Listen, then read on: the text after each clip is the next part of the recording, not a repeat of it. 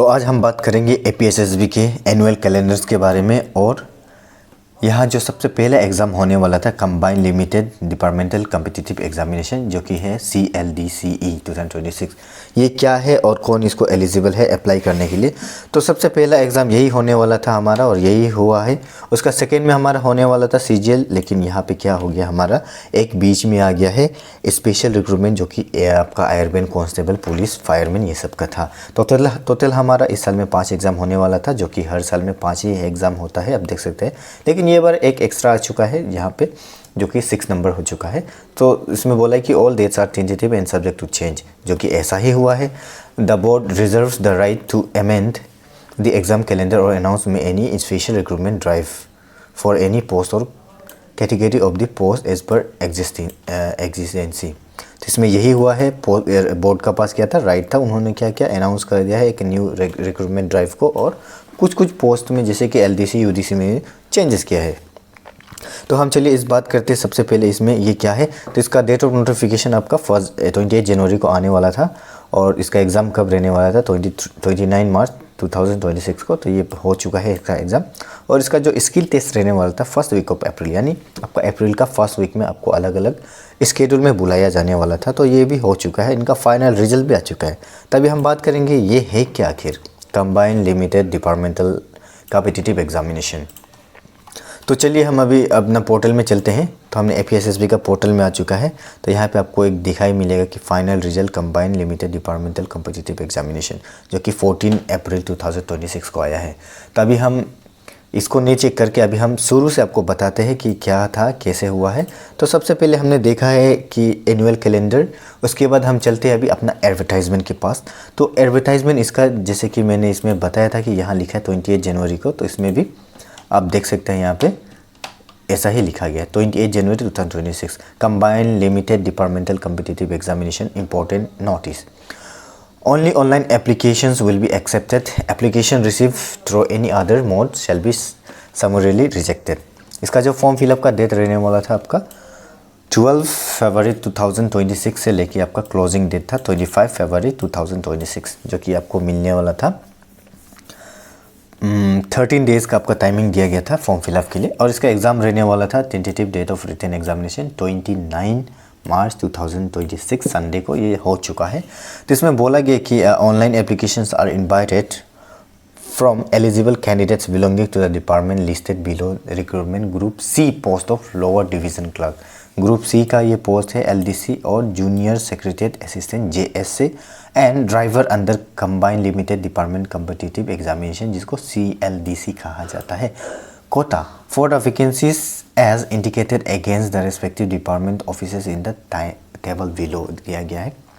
Only those candidate who have been certified as eligible by their head of the departments are eligible to apply. Login credentials will be sent to this candidate through email and SMS of their respective email addresses and mobile number furnished by their department offices in order to apply. APSSB will not entertain any representations from candidates with regards to eligibility, and the same shall be determined solely by the concerned head of the department offices. Candidature of the application shall be purely provisional at all stages of the recruitment process. The details of the vacancy CLDC and the CLDC recruitment quota as per the recruit sites requisitions received from the identifying offices department as follows. तो इसमें बोला गया कि आपको आपका ये जो भी आप काम कर रहा है, इसमें ग्रुप C का LDC आया है, JSA आया है और ड्राइवर आया है CLDC का अंदर कोटा में। तो इसमें बोला कि जो एलिजिबल स्टूडेंट है, जो अपना हेड ऑफ द डिपार्टमेंट से सर्टिफाइड है, उन लोग ही सिर्फ लॉगिन कर सकता है और उन लोग ही अप्लाई कर सकते हैं। तो लॉगिन क्रेडेंशियल कैंडिडेट जो हमारा रजिस्ट्रेशन करने के बाद आपको जो ID पासवर्ड मिलेगा वो आपको ईमेल और SMS में सेंड किया जाएगा आपका फ़ोन नंबर में। उसके बाद बोला गया कि APSSB will not entertain any representation from candidate की तरफ से कोई भी रिप्रेजेंटेशन को नहीं देखा जाएगा। जो भी होगा ऑफिस के थ्रू से देखा जाएगा और जो भी रिजल्ट आएगा ये प्योरली प्रोविजनल होगा। उसके बाद अभी हम बात कर लेते हैं जो पहला इसमें रिक्रूटमेंट का फर्स्ट पोस्ट रहने वाला था आपका lower division clerk LDC post COD code 2। ये सेकेंड पोस्ट था 2026 में। पता नहीं फर्स्ट पोस्ट कहाँ चला गया इनका। फर्स्ट पोस्ट को शायद दिखा इन लोगों ने निकाला ही नहीं है आई थिंक, मेरे ख्याल से इसमें सिर्फ और सिर्फ आपका सेकेंड पोस्ट ही दिखा रहा है। तो इसमें क्या था, आपका एलडीसी था। तो आप देखिए यहाँ पे आपका एलडीसी है, कौन सा डिपार्टमेंट में आपको एलडीसी मिला है, education, higher and technical education. इसका आपका एक वैकेंसी है एपीएसटी का, और आपका इधर भी एक वैकेंसीज है, दो अलग अलग है। मैं आपको बताता हूँ इसका एलिजिबिलिटी क्राइटेरिया क्या रहने वाला है। एलिजिबिलिटी क्राइटेरिया ये है कि आपका एमटीएस आप होना पड़ेगा, MTS of the cadre with 8 years of regular service in the grade and possessing class 12 pass certificate from a recognise board or institution. अब एमटीएस का पोस्ट में एलिजिबिलिटी होने के लिए आपको क्या 8 साल का आपका रेगुलर सर्विस होना पड़ेगा आपका एमटीएस का पोस्ट में, और आपके पास क्लास 12 का सर्टिफिकेट होना है कोई भी बोर्ड से। इसका एक पोस्ट है जो कि एपीएसटी के लिए है। और सेकेंड बोलेगी कि skill contingency staff with minimum 12 years of continuous service as skill contingency in the department office and possesses educational qualification of class 12 pass certificate from a recognized board or institutions। जो skill contingency staff है जिसका आपका क्या होना है 12 साल का आपका जॉब में ऑलरेडी आप होना है, 12 साल का एक्सपीरियंस होना है किसी भी डिपार्टमेंट में, तब आप जाके एलिजिबल होगा, और आपका क्लास 12 का सर्टिफिकेट भी होना पड़ेगा। इसमें भी एक ही पोस्ट था। अभी हम बात करते हैं कि पब्लिक हेल्थ इंजीनियर पीएचई में आपका क्या है, इसमें भी सेम है, 12 years का आपका क्या होना है कंटीजेंसी स्टाफ आप होना है 12 years का। इसमें आपको 25 पोस्ट दिया गया है, स्किल कंटीजेंसी है ये, और रिज़र्व 25, अनरिजर्व 6, टोटल 31। उसके बाद इसमें एमटीएस का जो दिया गया है वैकेंसी, इसमें भी आपका 8 years का एक्सपीरियंस होना है, आपका एमटीएस में क्लास 12 पास होना है, 10 एपीएसटी के लिए, 3 नॉन एपीएसटी के लिए, टोटल 13। उसके बाद डीसी लपरादा, तो बासर के लिए है ये, लपरादा के लिए एमटीएस एक आया है, इसमें भी आपका 8 साल का ही होना है एक्सपीरियंस। उसका डीसी ईटानगर रीजन के लिए आपका 12 साल का स्किल कंटीजेंसी स्टाफ होना है आप, और आपका पास 12 सर्टिफिकेट होना, एक पोस्ट है। और आपका जो फाइनेंस का इसमें आपका क्या है अनरिजर्व के लिए एक दिया गया स्किल कंटीजेंसी। और स्मॉल सेविंग्स जो कि एक डिपार्टमेंट है नाहरलगुन में है इसका ऑफिस, तो स्किल कंटीजेंसी स्टाफ आपका क्या होना है आपका एक 12 years का एक्सपीरियंस होकर आपका एक ही वैकेंसी है रिजर्व के लिए। और फूड एंड सिविल सप्लाई में आपका एक अनरिजर्व है जो कि स्किल कंटीजेंसी स्टाफ है, और इसमें एमटीएस का आया है, एमटीएस भी अनरिजर्व एक है। एनवायरनमेंट और फॉरेस्ट क्लाइमेट चेंज में क्या आया है आपका स्किल कंटीजेंसी स्टाफ, इसमें आपका सेम 12 years का एक्सपीरियंस है, और आपका एपीएसटी के लिए 21, नॉन एपीएसटी के लिए 3 होना है। और वुमेन चाइल्ड डेवलपमेंट में आपका 3 आया है स्किल कंटीजेंसी, और एक अनरिजर्व के लिए एमटीएस 2 आया है एपीएसटी के लिए। और अर्बन डेवलपमेंट हाउसिंग यूडीएचयू का आपका आया है 12 years का कंटीजेंसी स्किल स्टाफ होना है, 3 आपका एपीएसटी के लिए है। और हेल्थ एंड फैमिली वेलफेयर के लिए आपका 2 आया है skill contingency test, DC Tirap में भी आपका 1 है, और एक अनरिजर्व के लिए है, टोटल 2। डीसी सियांग में आया है आपका 2 एमटीएस का सीट आया है एपीएसटी के लिए। और कल्चरल अफेयर्स पब्लिक लाइब्रेरी में आपका एक अनरिजर्व के लिए है एमटीएस, डिजास्टर मैनेजमेंट एक है एपीएसटी के लिए, डीसी तवांग में एक है एपीएसटी के लिए एमटीएस, और एमटीएस डीसी चांगलांग में अनरिजर्व के लिए एक है। लोअर दिबांग वैली में आपका डीसी में क्या है 5 एमटीएस का वैकेंसी एपीएसटी के लिए। और टूरिज्म में आपका 2 आपका स्किल कंटीजेंसी टेस्ट का एपीएसटी के लिए है, एक नॉन एपीएसटी के लिए। और स्किल डेवलपमेंट एंड एंटरप्रेन्योरशिप में आपका 1 है आपका स्किल कंटीजेंसी टेस्ट, और डीसी अपर सुबनसिरी में है आपका 5 एपीएसटी के लिए एमटीएस। और डीसी नामसाई में क्या है आपका 8 क्या है आपका एमटीएस का पोस्ट है, 2 एपीएसटी के लिए सिर्फ है। अपर सियांग में आपका एमटीएस 1 है, वो भी एपीएसटी के लिए। और पावर डिपार्टमेंट आपका क्या है एमटीएस 3 है, और कंटीजेंसी का इसका जो आप देख सकते हैं एमटीएस जो कि 3 है एपीएसटी के लिए, 2 अन एपीएसटी के लिए, नॉन एपीएसटी के लिए। और आपका पावर में क्या है एक स्किल कंटीजेंसी टेस्ट भी स्टाफ भी चाहिए, स्किल कंटीजेंसी स्टाफ, ये आपको क्या है 4 एपीएसटी के लिए तो 0 है, नॉन एपीएसटी के लिए 4 है, तो टोटल 122 सीट्स आया है इसमें। आपका अनरिजर्व 27, रिजर्व 95, और इसमें जो कि एक 0 क्या है आपका ये एक्स सर्विसमैन के लिए इसमें 0 पोस्ट दिया गया है, और पीडब्ल्यूडी के लिए भी 0 दिया गया है। तो कुल मिला के आप देख सकते हैं एलिजिबिलिटी क्राइटेरिया क्या है आपका एमटीएस के लिए आपको क्या होना है 8 years आप कंटीजेंसी में होना है, आप कैडरी होना है, और 12 ईयर्स क्या के लिए होने आपका ये स्किल कंटीजेंसी टेस्ट स्टाफ के लिए आपको होना है। और एजुकेशन क्वालिफिकेशन जो क्लास 12 पास ही है ऑलमोस्ट सभी में, और टाइपिंग स्पीड दिया गया 35 वर्ड्स पर मिनट होना है। और आपका क्या है 10,500 की डिप्रेशन पर आवर होना है। उसका एवरेज 5 की डिप्रेशन ईच वर्ड में होना है। आपका पेमेंट ये रहने वाला है। और आपका जो मल्टीटास्किंग स्टाफ का देखा कंसर्न डिपार्टमेंट का 8 years of the regular service in the cadre में होना है आप। और स्किल कंटीजेंसी 12 इयर्स का होना है। एज लिमिट आपका मल्टीटास्किंग के लिए आपको 45 to 50 ईयर्स है। और स्किल कंटीजेंसी स्टाफ के लिए नॉट एप्लीकेबल, ये जो डिपार्टमेंट बताएगा। तो हर एक कोर्स के लिए ऐसा दिया गया, किसी किसी में आपका क्लास 10 भी चाहिए, किसी किसी में 12 चाहिए। तो आप इसको देख लीजिएगा जब आप चूज़ करेंगे तो, क्योंकि इसका जो चला गया है अगले साल आएगा दोबारा एडवर्टाइजमेंट। तो ये बस मैं डिटेल्स बता रहा हूँ आपको। और इसका एग्जामिनेशन फ़ी सेम है। एप्लीकेशन 150 APST के लिए, 200 नॉन APST के लिए, उसका PWD के लिए 0 है।